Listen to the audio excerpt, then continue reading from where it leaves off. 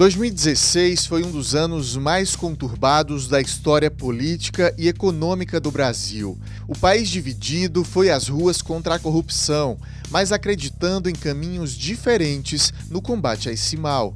Milhões pediram o afastamento de Dilma Rousseff.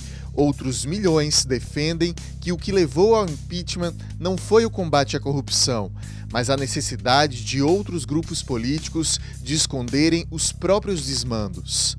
O país segue com o PMDBista Michel Temer à frente da presidência da República, enfrentando grande resistência popular diante de suas ações.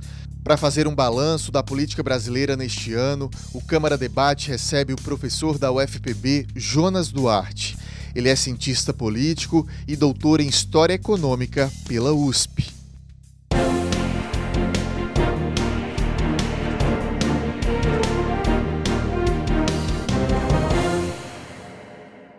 Você de casa que acompanha a programação da TV Câmara, seja muito bem-vindo a mais uma edição do Câmara Debate. Professor Jonas, bem-vindo à TV Câmara mais uma vez. Muito bom recebê-lo novamente. Obrigado, é um prazer estar aqui. Professor, a gente viveu possivelmente um dos anos mais conturbados da história política e econômica do país, nas últimas 2 décadas, pelo menos. O senhor remeteria ou se recordaria de algum ano tão complicado? A gente pode citar impeachment do Collor ou alguma outra situação de um ano tão complicado?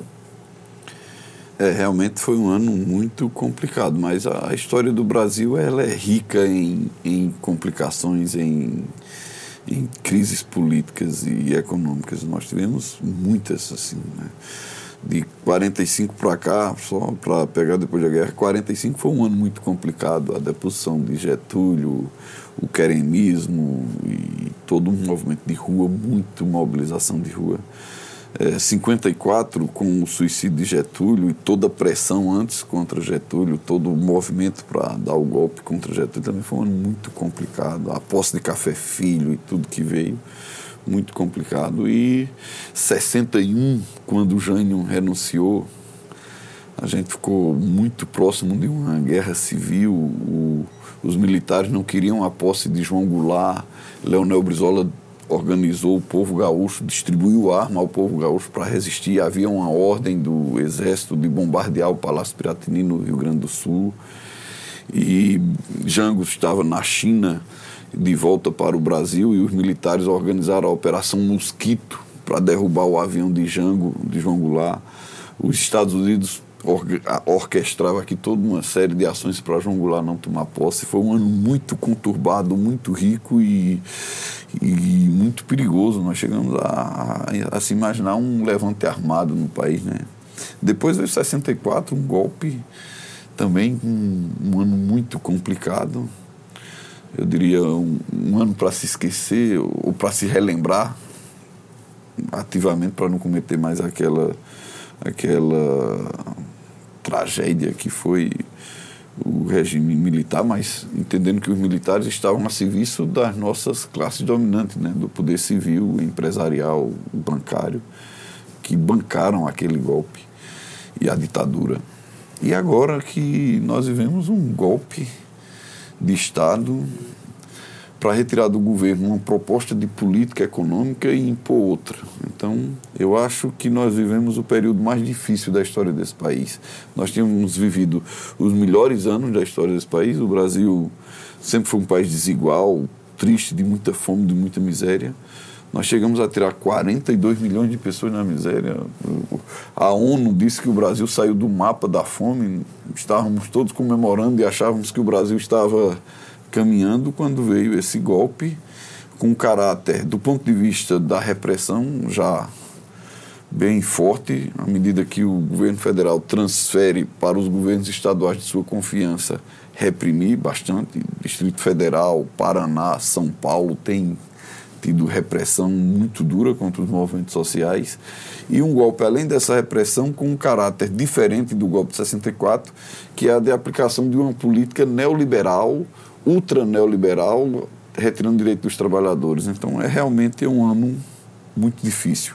O senhor já deixou muito claro nas participações anteriores também que o senhor considera golpe, o que a mídia, por exemplo, trata como impeachment, uma parcela da sociedade tratou como um impeachment completamente possível, ou normal, ou correto de ter acontecido.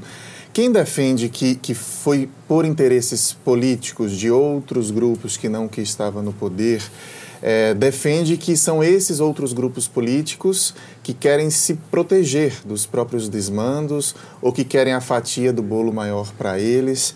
É isso que o senhor pensa também?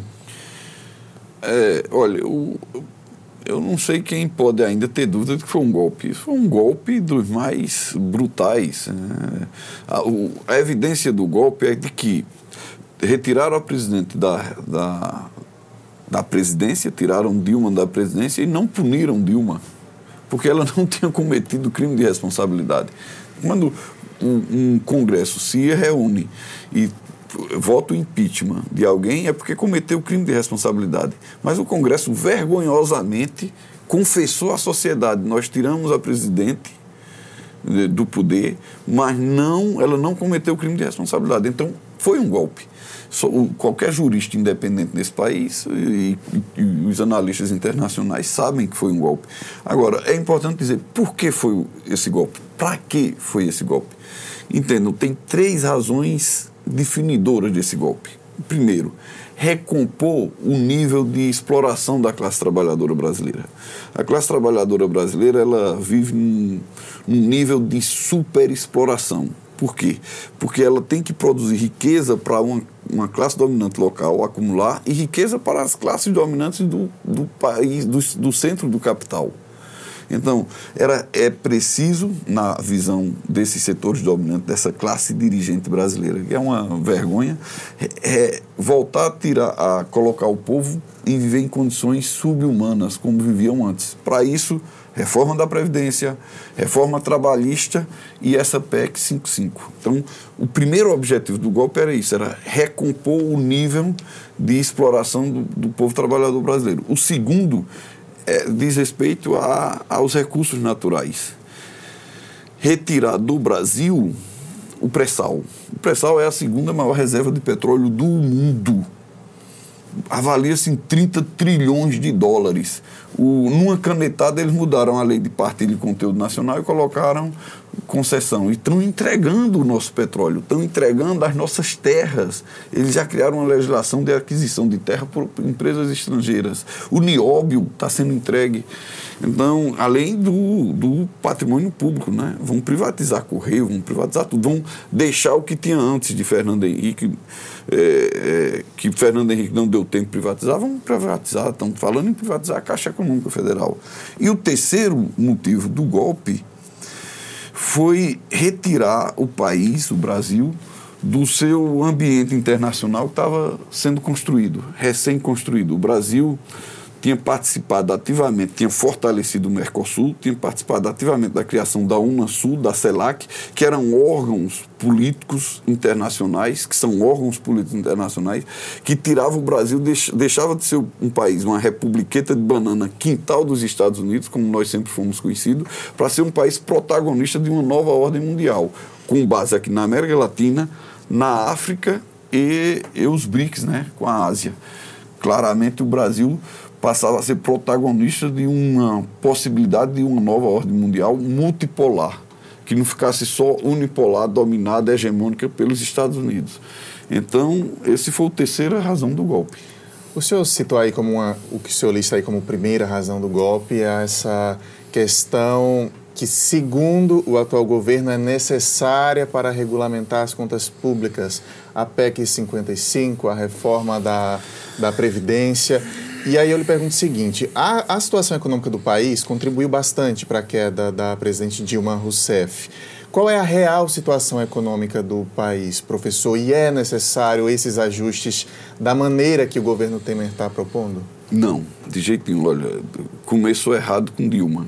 Ainda em 2015, é bom que se diga que as medidas econômicas de Dilma, com Joaquim Levy à frente, já não seguiam o programa para o qual ela foi eleita.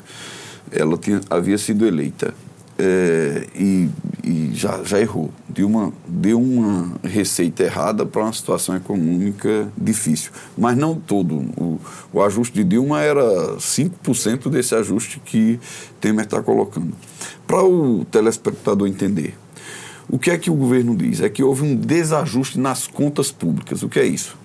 A receita não está cobrindo as despesas. As despesas foram maiores do que a receita. Quando é que isso acontece?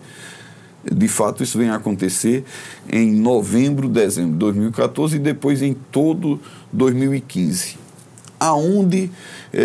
Quais são as variáveis que explicam esse processo? Primeiro, queda na receita. Queda brutal na receita, sobretudo das commodities, dos produtos que o Brasil exporta, os produtos primários que o Brasil exporta. Esses produtos tiveram uma queda no preço em torno de 50%. O caso mais visível é o do petróleo. O petróleo caiu de $115 para 45. O Brasil é um grande exportador do petróleo. Então, as receitas das exportações do Brasil despencaram. A receita despencou, as despesas continuaram as mesmas. As despesas do Brasil, em nenhum momento as despesas, os investimentos sociais foram grandes nesse país. Sempre foram aquém do necessário. O segundo fator que levou a esse desequilíbrio nas contas públicas foi a taxa de juros. A taxa de juros nossa saiu de 7,25 e foi aumentando. E quando você pega, o Banco Central coloca esses dados na sua página, quando você pega o montante que passou a ser pago de juros da dívida pública, você vai ver que isso aumentou muito e desregulou o equilíbrio fiscal. Ora, o que é que o governo propõe, o governo golpista? O que é que ele propõe? Reduzir os gastos, retirar mais dos investimentos sociais. Para quê? Para assegurar o pagamento dos juros e serviços da dívida, para aumentar a parte dos banqueiros. Isso resolve? Não resolve. Por que isso não resolve? Porque numa economia como a brasileira, numa economia periférica do capitalismo, quem faz a máquina econômica funcionar são as iniciativas do Estado. Vou explicar. 2007, 2008, o preço, a receita com as exportações caíram, foram lá para baixo, por conta da crise econômica do capitalismo.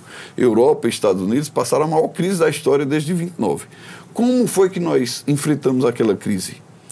Nós enfrentamos com o Estado investindo, criando os PACs, o Programa de Aceleração do Crescimento, com a transposição de São Francisco, a Transnordestina, a Ferrovia Norte-Sul, duplicando as estradas, as expansões das universidades, as universidades federais duplicaram, triplicaram com o Reúne, a expansão dos IFs, programas onde o Estado colocou dinheiro, investiu, e aí a economia começou a funcionar e a receita aumentou.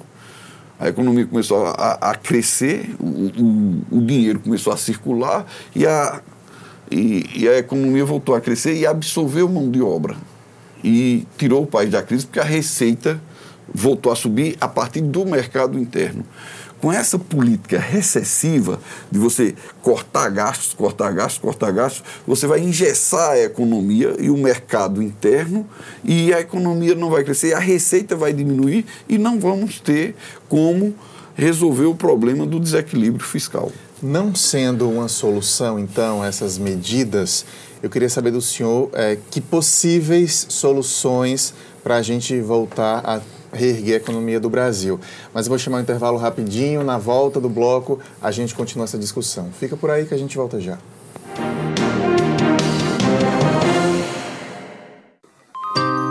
Essa é a nossa história. São lugares e monumentos para serem admirados. Vamos defender nosso patrimônio e manter essa memória viva.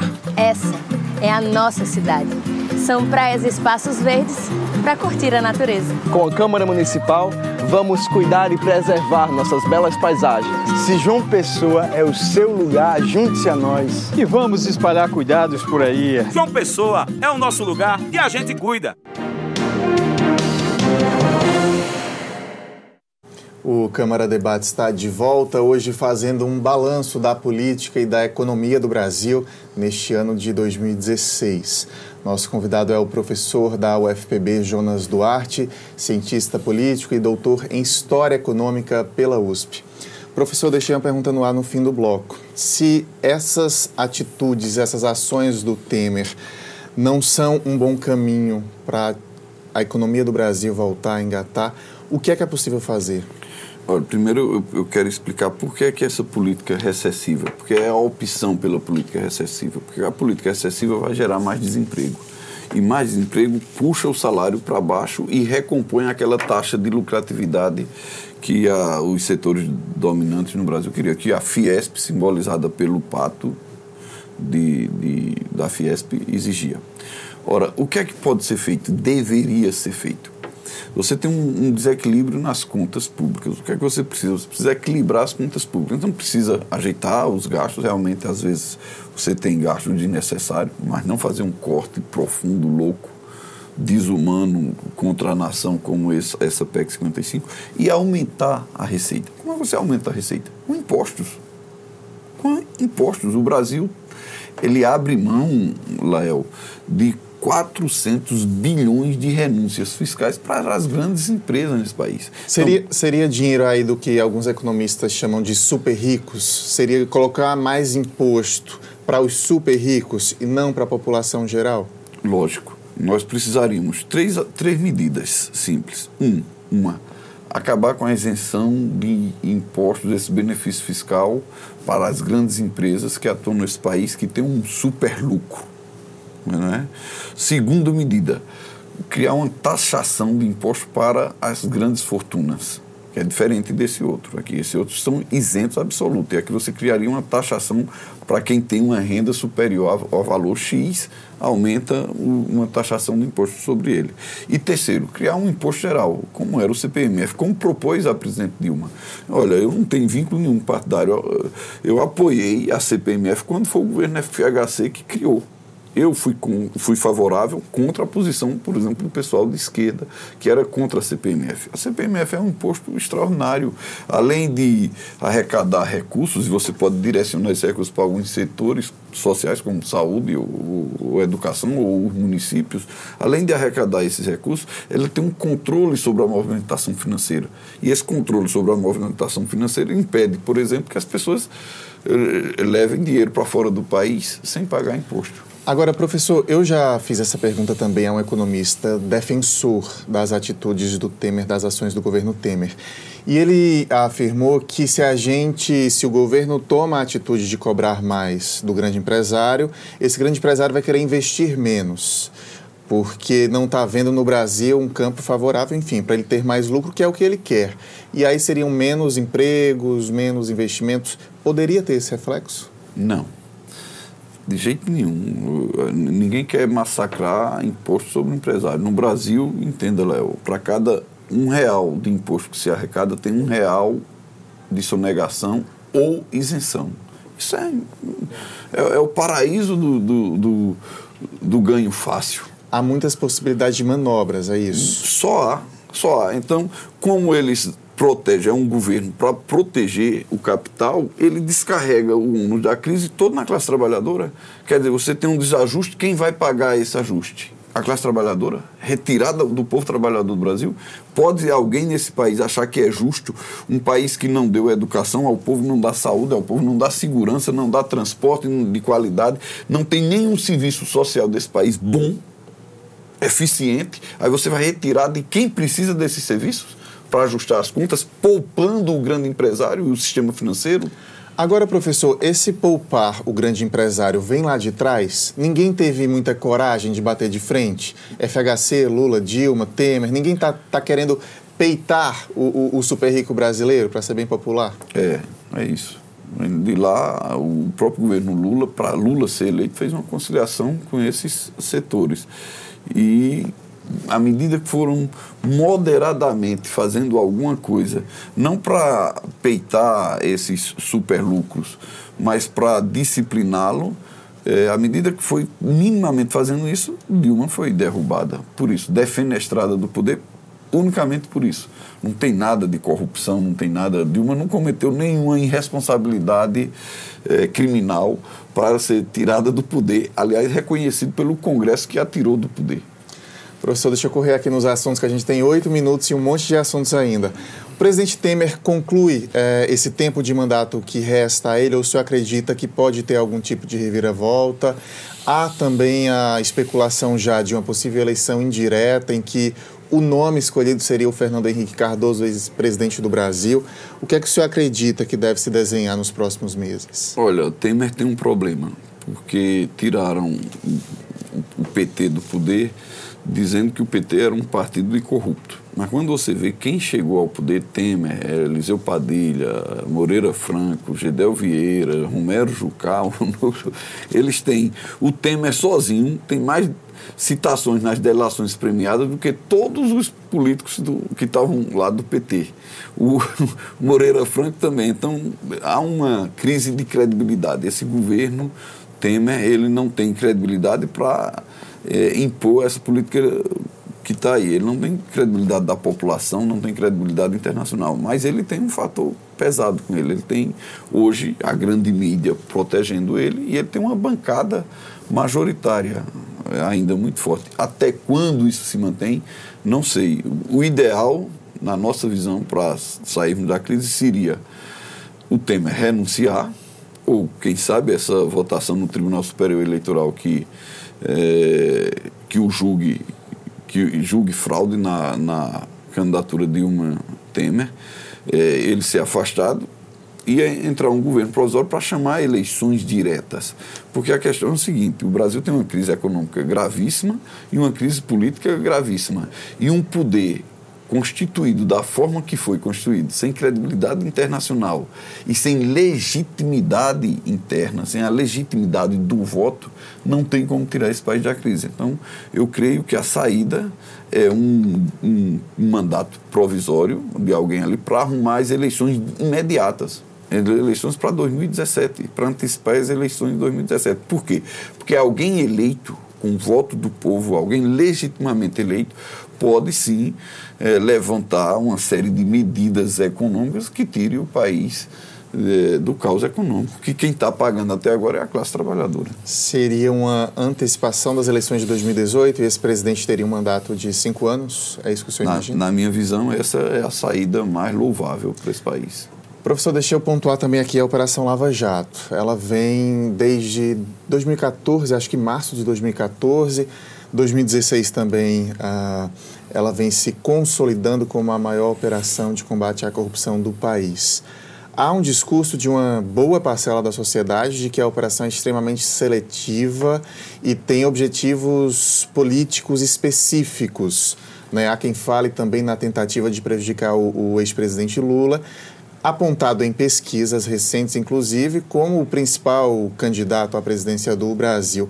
Como é que o senhor comenta e analisa a Operação Lava Jato esse ano? Olha, a Operação Lava Jato tem que ser louvada no seu início, né? Quando a gente disse agora, finalmente vão colocar os peixes grandes na cela, porque o Brasil é um país dominado por corruptos há muito tempo.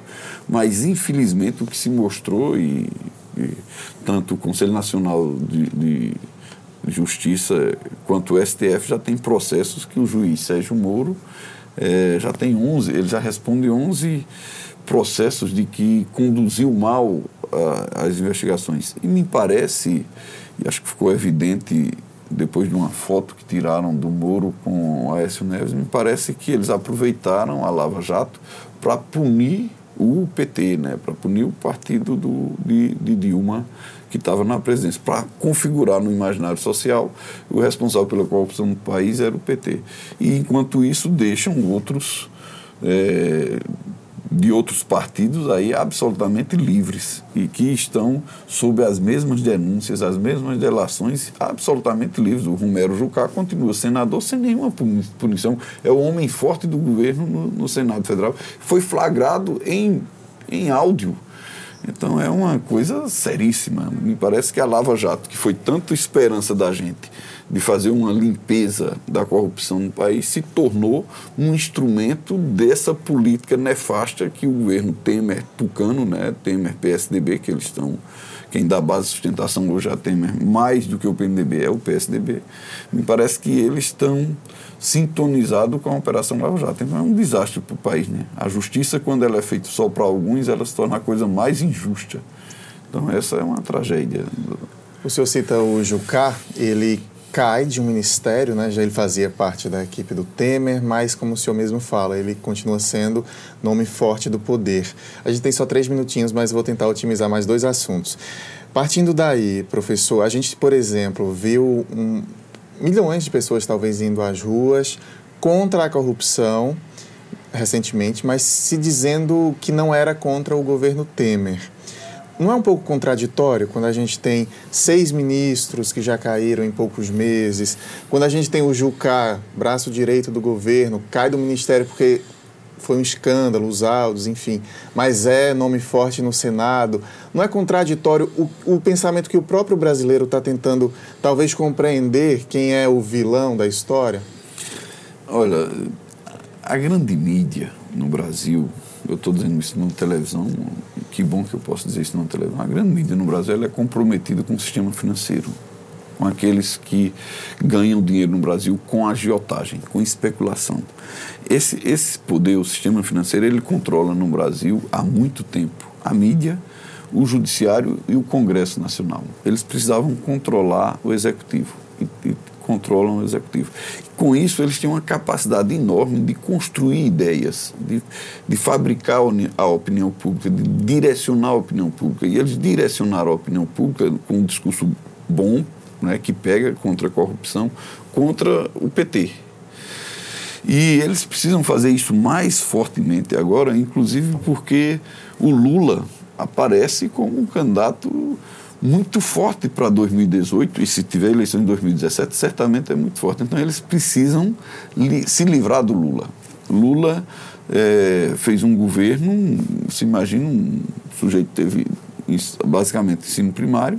Lula tem 51 títulos de doutor honoris causa nas melhores universidades do mundo, pela política econômica e pelo que se conquistou no Brasil no período. Então, realmente é uma liderança popular muito forte.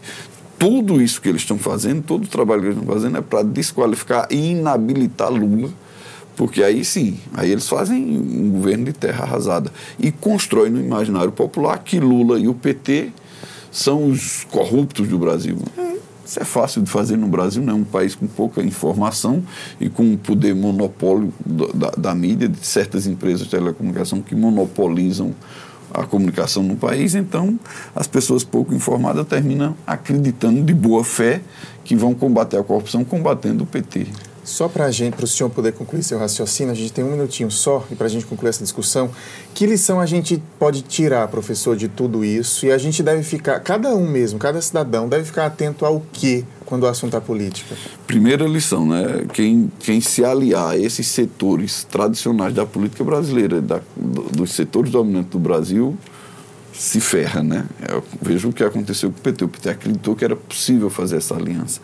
Então, a lição que nós temos é que nós precisamos elevar a nossa consciência política, precisamos considerar a possibilidade de nos organizarmos, de fugir do domínio da mídia e nos prepararmos para grandes embates, defender os direitos. Nenhum direito a menos. É essa a palavra de ordem.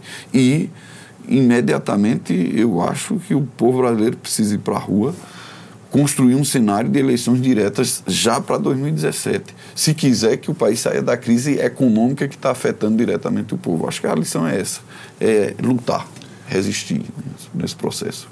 Professor Jonas, muito obrigado mais uma vez, por seus posicionamentos, esclarecimentos, sempre somando aqui ao nosso Câmara Debate. Eu é que agradeço e sempre estarei à disposição. Até breve, então. A temporada 2016 do Câmara Debate termina com esta edição. Ao longo do ano, pautamos assuntos que consideramos ser de interesse público e que têm necessidade do debate permanente na sociedade. Trabalho infantil, intolerância religiosa, privatização do ensino público, maus tratos aos animais, aborto, imposição de gênero, relação mídia e violência, sistema único de saúde foram alguns dos nossos debates, além de muitos programas em que discutimos a situação política do país, como esse que acabamos agora. Esperamos que tudo isso tenha sido útil a você que nos acompanha. Eu lembro que é possível rever todas essas discussões no nosso canal no YouTube. Está aparecendo aí na tela, ó, TV Câmara JP. Esse também é o endereço da nossa página no Facebook. Em nome de toda a equipe, eu agradeço a sua companhia ao longo do ano. Um feliz 2017 para todo mundo e até breve.